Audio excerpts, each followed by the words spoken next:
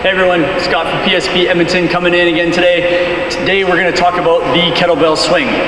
Kettlebell swing is a very, very great exercise for that posterior chain of the body. We're going to be able to balance out all the quad dominant exercises that you have been doing. So squats, deadlifts, things like that. They're going to fire up those quads. Now we want to get the balance to the posterior side, so the hamstrings, the glutes, and create the strength and balance front to back. Okay, quick and dirty breakdown of what it looks like. Then we're going to talk about it a little bit. I'm going to give you some cues to help you if you are struggling with it, and then you'll be able to perform it in no time at all. So step one, what it looks like.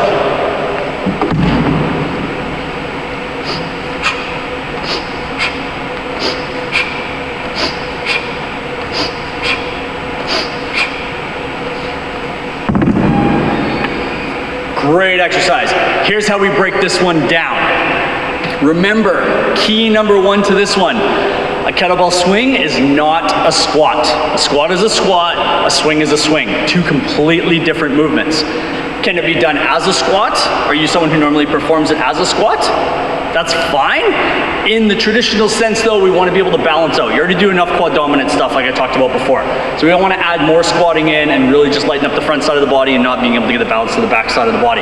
So what we're going to do with this kettlebell, we're always going to set up about shoulder width apart. When you reach for that bell, I don't want any of this guy, right? We always want to keep that nice tall posture. You're going to maintain that lumbar curve. So you're not going to lose that arch in the back. We don't want to fall forward. As you address the bell, this is key. You want to be able to hike it back in and start like you saw in my demonstration. So what I mean by that is it's not directly under you and then you have to fiddle and fuss to be able to get the momentum started. You're actually going to place that bell about a foot in front of you, foot and a half in front of you. As you hinge and sit down, you get into your squat to start, you grab the bell, you lean it, all right? From here, it's that pull back and you can start straight into your swing, all right? That's how you get your momentum. That's how you create the power coming out of it. While you pull that bell back, your goal is to keep your hand and your wrist between your hips and your knees. If you start to drop the hands below the knees, you're probably going to feel your back, which is the last thing we want, because then that's going to fall apart and then everything else breaks down within the movement.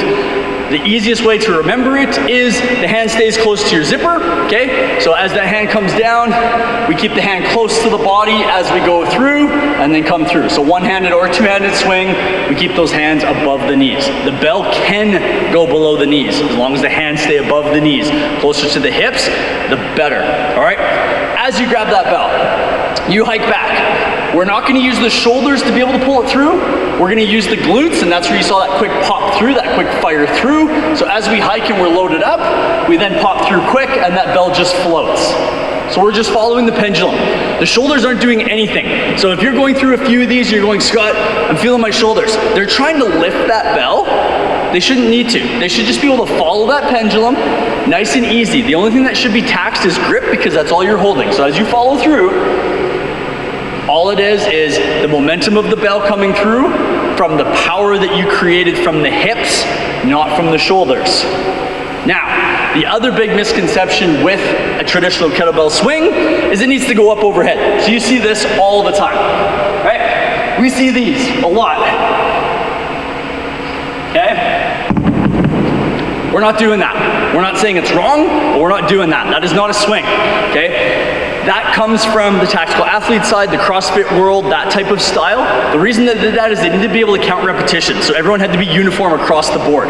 That's not what this is about. Should be coming no higher than shoulder high. If you can get higher than shoulder or chest high, your bell's too light. You need to go up in weight, all right? So, again, going through, squat, we hinge, tilt the bell, hike it back, power up, pull, power up, down, power up. I'm following what the bell's telling me to do, all right? That's step one. Once you have that down, which after this video you're going to, step two to it, you want to be able to engage your lats. So as you come down, we're not rounding the shoulders, they're still staying down and back, proud chest, lumbar extension still there. Pull that bell down between your legs. Don't just let the momentum drop you, because then the shoulders tend to fall. So I want you to physically start to pull it down and create even more tension. The more tension that you have to create, the more acceleration that you create, the more the body has to decelerate that to change the direction and come back up. So as we pull down, we need to be able to decelerate that, which loads the posterior chain of the body even more, and then we pop and fire back through, okay? That's the basics of the kettlebell swing. Let's talk about faults to it. The main fault with the kettlebell swing is, again, it turns into a squat. We get too much of that squatting technique as we go. If you're not sure what I'm talking about, A, that means you're doing it right, more than likely. But if you're not sure, this is what that squat looks like. So you'll get a lot of people that kind of get more of this motion going, okay? We're driving too much through the quads to be able to create upward lift. So we're getting more of an up and down motion instead of a swing and a pendulum motion, okay? We don't want to do that. So how you're going to do that, you're going to find yourself a wall. I'm going to use the wall behind me here. You're going to stand about a foot, foot and a half away, give or take. Just rough ballpark, okay? From here, you're going to place the hands on the hips, or you can pretend like you have your bell, okay? You're not going to use weight at this point, but if you either want to pretend that you have your bell, or I like to place my hands right at the creases of the hips, push your hips backwards. Your butt needs to touch the wall without you leaning on it, okay? So all your weight's still across your 3 points of contact, which is your heel, your big toe, and your pinky toe, okay? Pressing through the whole foot.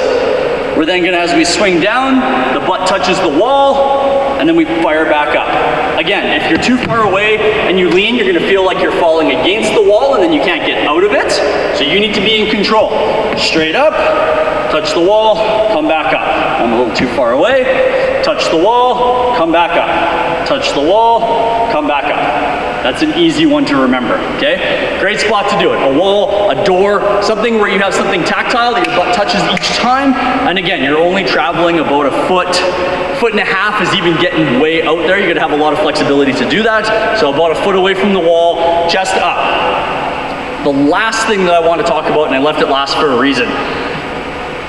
Even when you squat, most people when they deadlift, when they kettlebell swing, all those kind of motions where the body dips, the head doesn't know what to do.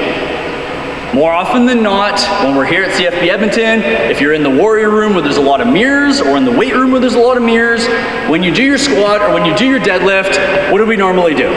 We look at the mirror, right? So as we go down in our squat, we're doing this, okay? Putting a lot of excess extension into the neck. If you're really not sure where it should sit, this is how I always like to teach it. Whatever you look like at the bottom of your position, if you stood up and left everything where it was, what would it look like? As an example, I'm doing my squat. I come down, if I pretended like I never had my bar and just stood back up, I'm training this position. I'm training myself to look up and strain my neck all the time. Same thing with the kettlebell swing. Most often than not, we look up, right? We're putting a lot of pressure on the back of that neck, especially decelerating. So it's pulling that front forward, that front collarbone's coming forward and the neck's kind of jerking back to be able to decelerate now with something moving. We don't want that. Nice neutral head the whole time. So one more quick demo of it. You've seen it throughout. We don't want this. Head stays wet.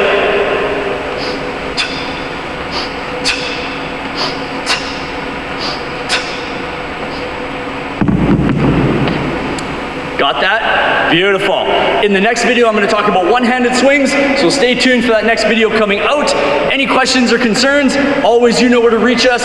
Please like, share, subscribe to the Instagrams, the YouTubes, the Facebooks. We're going to be providing a bunch of this stuff over the Christmas break and the block leave, so please stay tuned. We're going to bring you a ton of good stuff. Have a good one.